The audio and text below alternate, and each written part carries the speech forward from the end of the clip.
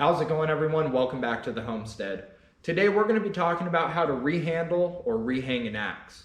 Now there's a million and one ways to skin a chicken out there, and this is just one of them. I'm not saying this is the end all be all, but these are the tips and tricks that I wish I would have known back in the day before I wasted a lot of time, a lot of effort, a lot of heartache, a lot of money, and a lot of handles figuring all these out on my own.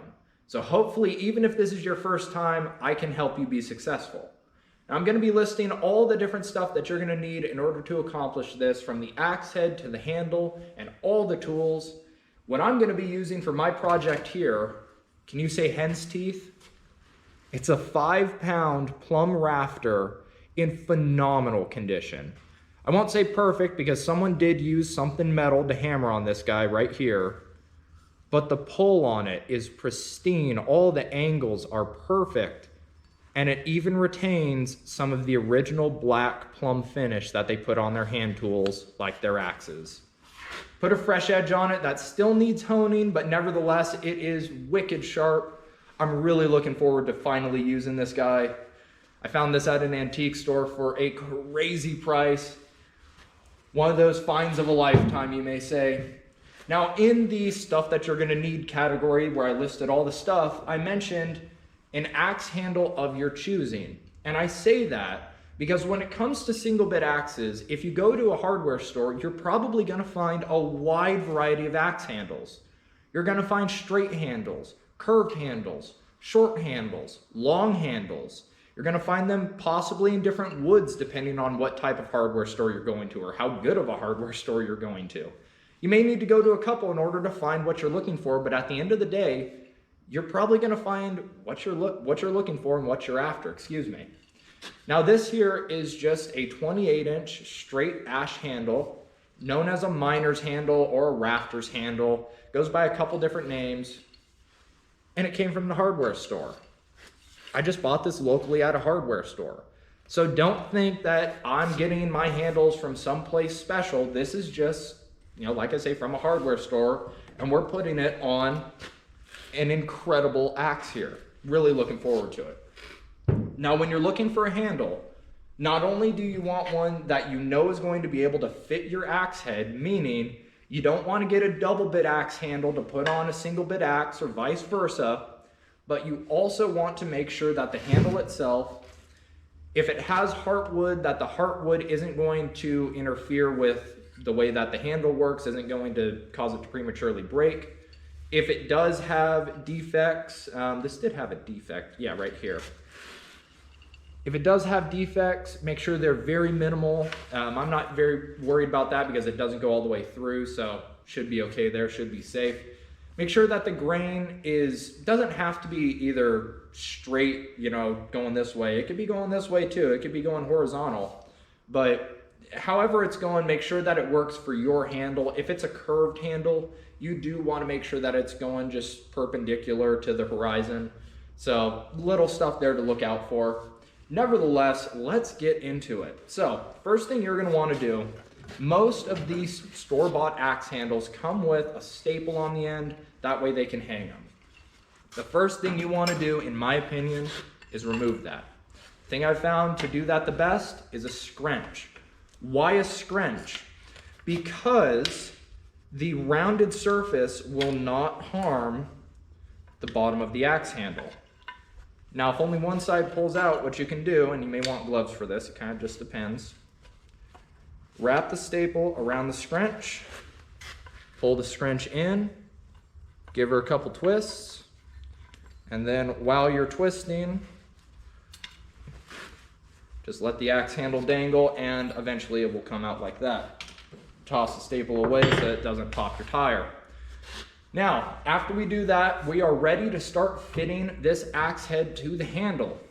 Before we do anything major, either with a file or in my case, with a belt sander, we're gonna bevel the edge of the top of this axe head, or axe handle, excuse me. The reason we're doing that is that's going to allow us to get a general idea of where we need to take off more wood. Rather than trying to get this lined up and then draw a little pencil mark and hope that it's lined up perfect, all we're gonna do, like I say, is put a little bevel I'll show you what I'm talking about here in a second. And if you're worried about this, what you can do to test to see if it's gonna mess you up or if you're gonna bevel it too far, just line it up. Figure out how far down you want this axe head to be. For myself, I want this axe head, the bottom of it, to rest right about here, give or take. So if we look at that, we're gonna have more than enough sticking up to trim off to where that bevel isn't going to mess with anything in a negative way. So, I'm gonna kick on the belt sander, we're gonna put that bevel on, and we're gonna take it from there. All right, so now we got that bevel on there. Hopefully you could see that all right. It's just about maybe a 1/16 of an inch below the surface right there at give or take a 45-degree angle. Now I'm gonna take a block of wood here on the ground. What we're gonna do is just take the axe head, line it up the best you can. It doesn't have to be perfect, but obviously if you can get perfect, it's better. Then we're just gonna give her a couple tap-aroos, all right? And all we're doing with this, again, trying to make sure that we're getting her as straight as possible, we're just giving ourselves a little idea of what we need to take off. Now, hopefully you can see that mark right there. That mark is indicating where we need to remove wood. Now for this, we need to remove quite a bit in order to get this seated on here. More or less, not entirely, don't get ahead of yourselves. More or less all the way down to where this bevel just completely disappears.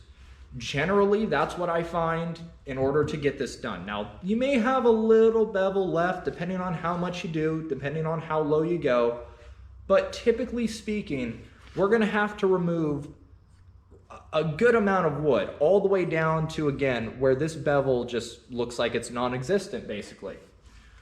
So the way we're gonna do this, I have my vise here, and I have my redneck soft jaw, if you want to call it that. All we're gonna do,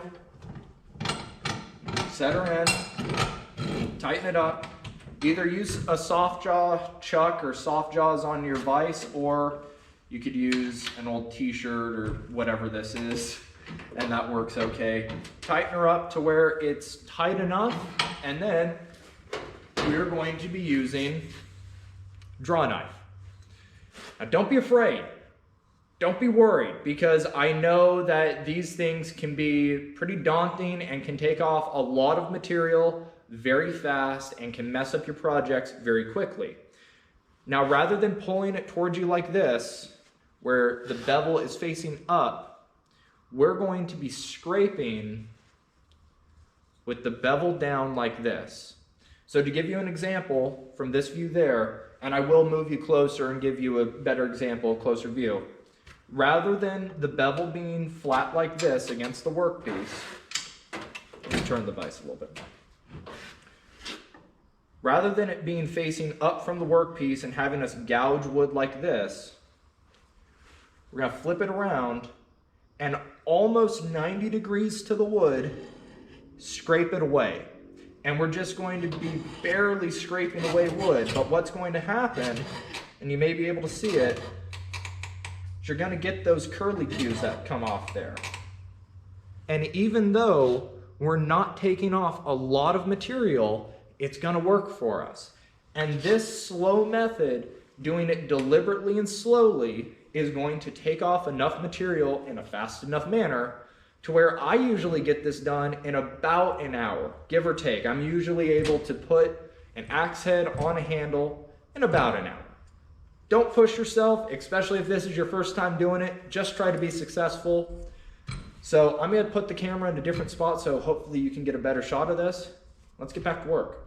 So hopefully you can see, maybe you're a little bit too far away, but right here, there's one of those marks.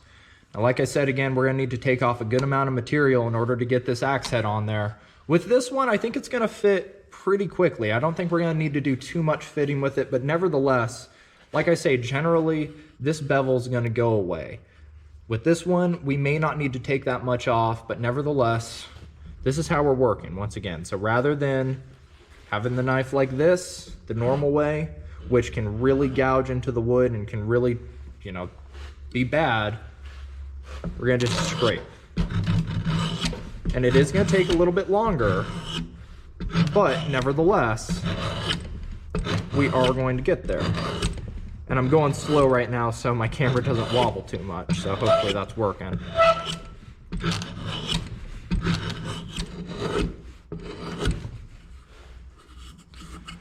All right, so once we finish up that first side, we're gonna flip it over and keep working on the other. And with this, we are going very slow. Once again, we're taking off very little material. We're just basically shaving this away. And then once we get, typically the first time I want to try fitting this is once all the varnish is off, maybe just a little bit of wood gone beneath the varnish. But that's typically enough to where we can get our first fit.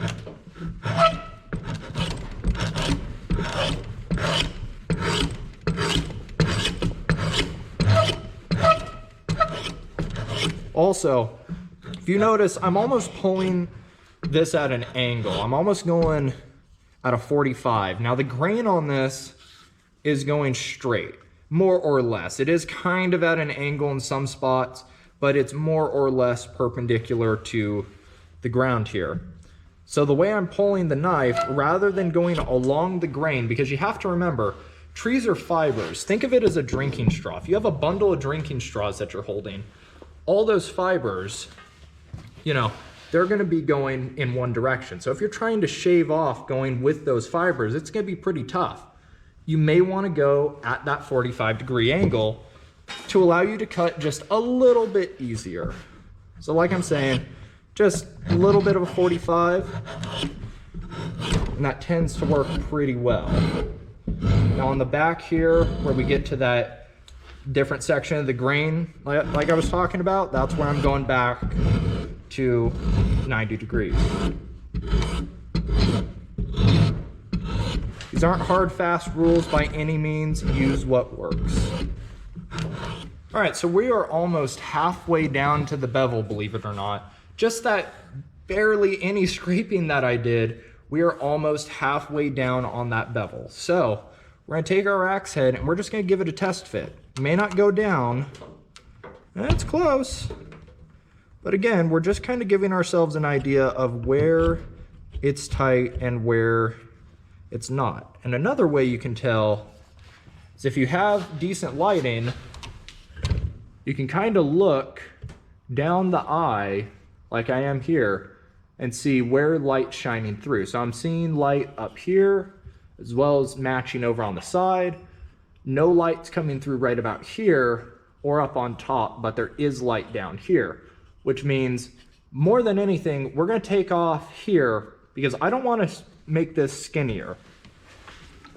Generally speaking, the last place you wanna be taking off wood is here to here. You don't wanna make this thinner because that's going to affect the fit of that axe head.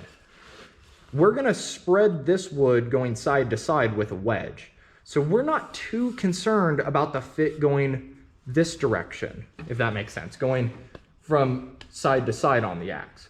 But it's very critical that it fits going top to bottom, from here to here. Because once again, you can do a cross wedge, but especially if this is your first time, you really wanna make sure that you don't take off more wood than you need to.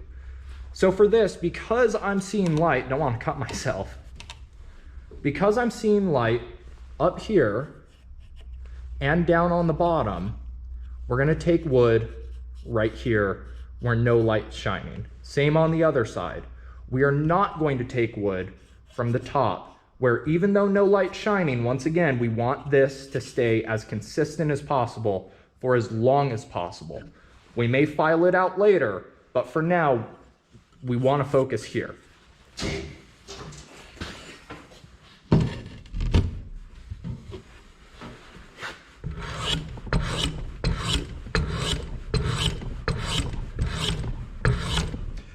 Now, as I'm using this knife too, I'm also leaning back with it a little bit. I'm not all the way down on the bevel, but I'm leaning back just a hair. Now, if I go straight perpendicular with it, you can shave off shavings, don't get me wrong, but you can get that chatter and in some spots it won't shave hardly at all. So again, you get that angle and hopefully you'll be good.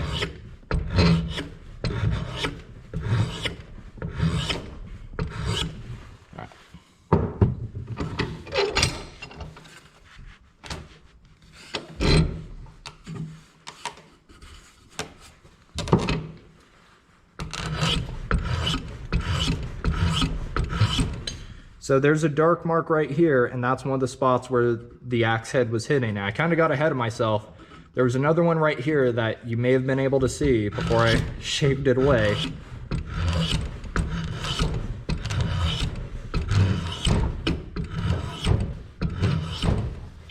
All right, now let's give it a shot.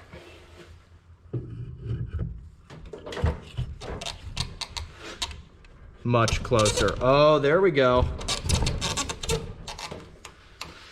Look at that. So again, all I took off was basically right here, right where my finger is. That's where I was focusing.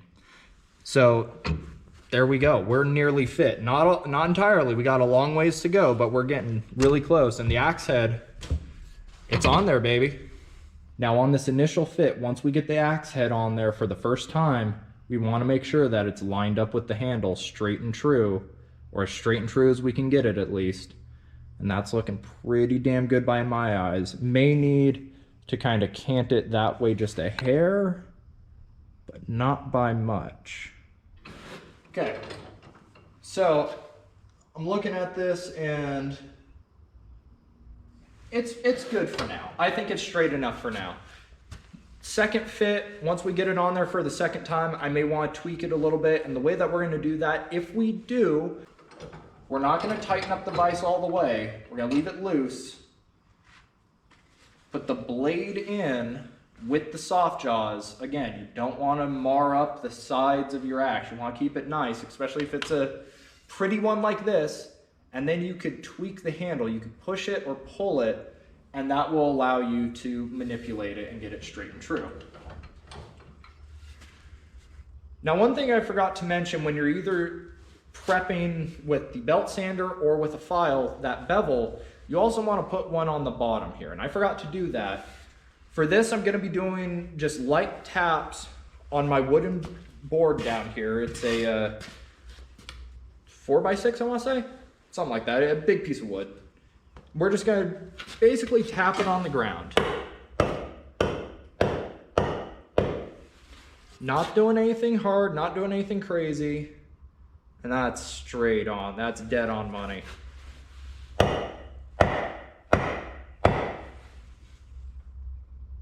Nice. Okay. So, we're now going to take this head off. We haven't got it on there very tight. It's going to be pretty easy to take off.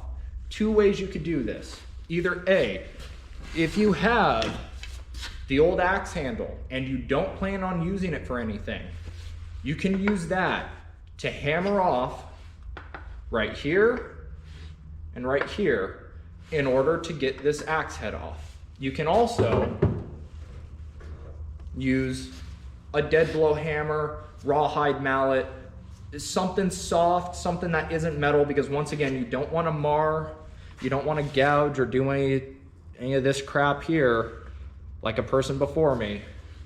You also want to do this over your bench or over something where if the axe head unexpectedly falls off, you aren't too worried about it.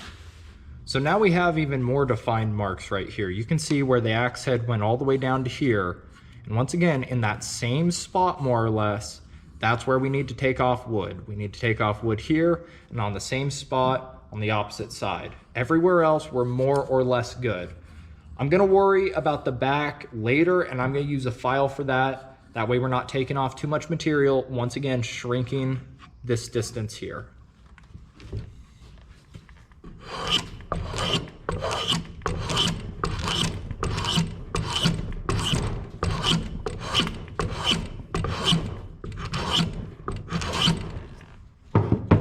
That's it. Flip her to the other side.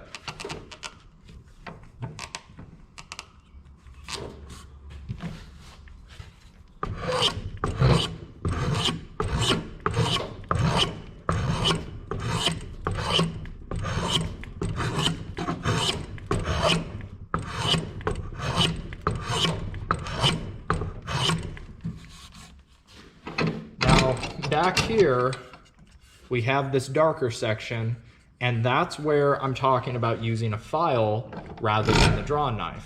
That's going to allow us to be a lot more controlled and take a good amount of material, but still, you know, not too much to where we're worried. By the way, I said file card. This is a file card. You use it to clean out your files. Wood files get clogged very easily. Now there's enough of a lip right here, and this is where you're gonna have to learn and just judge it for yourself.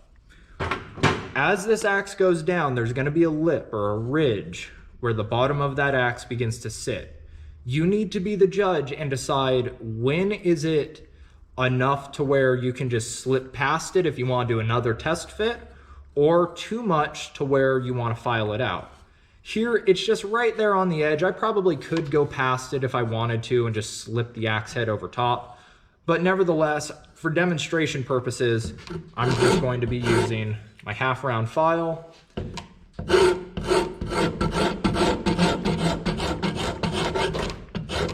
that's it. All we want to do, especially if it's a light mark or a light ridge, small ridge, you just want to take it down. You don't want to remove much more than that. Now all I'm doing here is I'm just shaping what's going to be the eye. I'm just shaping this to make sure it's going to fit right, fit true, and it feels good. So we're gonna do another test fit. Let's see how we do.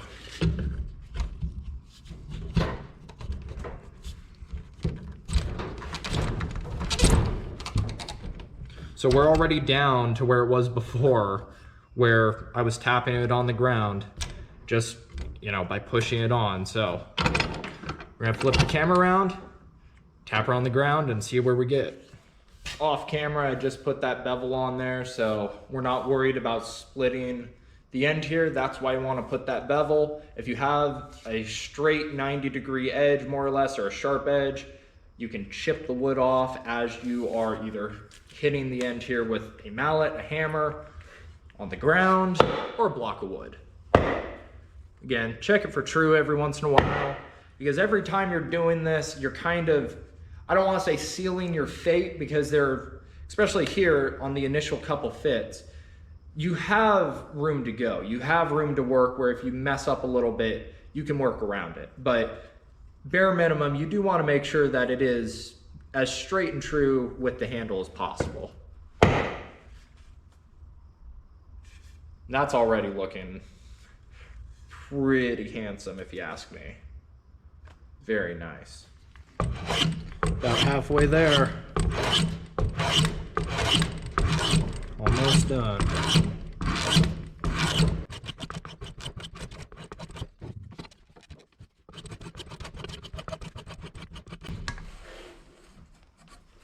Once again in the back, using half round.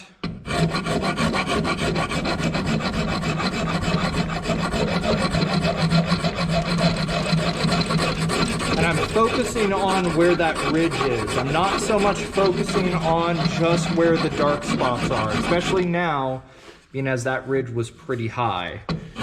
But yet again, we're just using a half round file, not a rasp, to take this out and to shape it.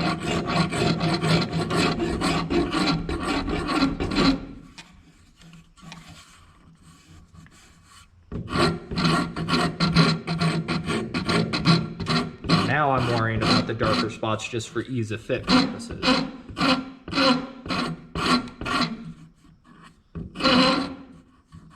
Because most of that's going to be cut off anyways. Okay, let's do another test fit.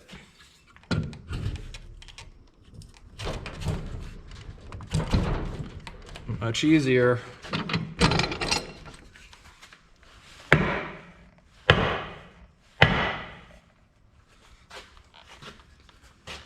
We're getting pretty close. We're almost there. All right, let's get a test fit. Ooh, look at that. We're all the way to the top. Now we're gonna tap her on that wood block that I got.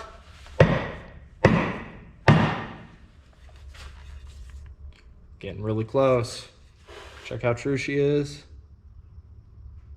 Straight on, looking good.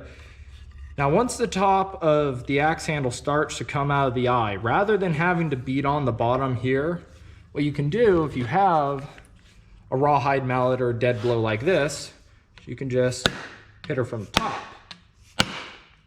Now loosen it up, at least enough to where it makes it a lot easier to get it off. All right, so we're getting pretty close. This is probably, I'd say, the second to last test fit before we finally wedge her and do all the fun stuff. So we're gonna knock this handle out. And we're gonna talk about what the next move is. Because once we get closer to this curved portion here, where it kind of swoops out and gets fat, that's where you're gonna run into problems with the draw knife. At least that's where I did. So if I tighten up my vise here, actually I'll spin that a little closer towards you. Now here, if I was to take the draw knife and just scrape like normal, all that's gonna happen is I'm basically gonna skip over that lip and start taking material here. What I wanna do instead is I wanna continue this curve. I just wanna make it skinnier, if that makes sense. So there's two ways I can do that. Either number one, with the draw knife, gotta make sure that it is sharp and clean as well. Every once in a while, I'll just run my fingers along the edge like that to kind of get any chips away. So number one, you can just kind of do short scrapes up to the line, up to where that ridge is where the axe sat down on. So if you go just to that line and you do that a couple times over and over and over again, eventually you'll scrape enough to where that ridge just basically disappears, at which point you can just, you know, draw it out like normal. On the other hand, you may want to use file. Flip it over to give you another example. The reason the file is advantageous is because you aren't having to worry too much about that bevel with something that isn't really meant to make a bevel. You're able to use a half round file to continue on that bevel and only file what you want to file. Only remove wood where you want to remove wood, which is from here and down. I don't necessarily want to remove wood up here. Now we're getting pretty close to the end here. We're almost done fitting this axe head. But one thing we need to do is remove the varnish from this handle. Why did I wait till the end to do this? Well, because when I'm vicing this handle, I don't want to gouge the wood, or I don't want to indent the wood once I already have all that finish off, all the wood removed, all that done. I would rather indent the wood. I would rather not indent the wood, but if I do indent the wood, I'd rather it happen when I'm doing the test fits before I strip all the varnish off. That way I can correct for it later on. And all we're gonna do is I like to go 90 degrees to the workpiece and go slow, or else you'll get some chatter. And just, you can hopefully see that line where I just took off that varnish. And you just kind of overlap the lines. You do that over and over and over again, and then I like to do that twice. I take the varnish layer off, and then I take off one thin layer of wood, because that varnish will inevitably soak into that wood. And when we put either a linseed oil finish or Danish oil or whatever type of oil finish on here, you want it to be able to penetrate and soak all the way into the handle, not just on the surface. So like I say, after I take off this first initial layer, take off all the varnish, I'm gonna take off one last layer of wood, and then we're gonna keep fitting the axe.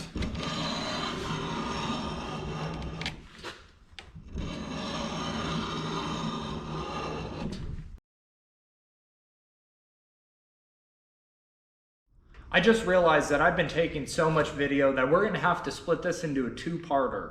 So please subscribe and stay tuned for part 2. Like the video if you enjoyed, and share the video with someone you think also might enjoy it or is having trouble hanging an axe. Comment down below if you have any questions or comments, and please let me know if you were successful with these tips. With that, you guys, thank you for watching. Think for yourself, shoot straight, and I will see you next time.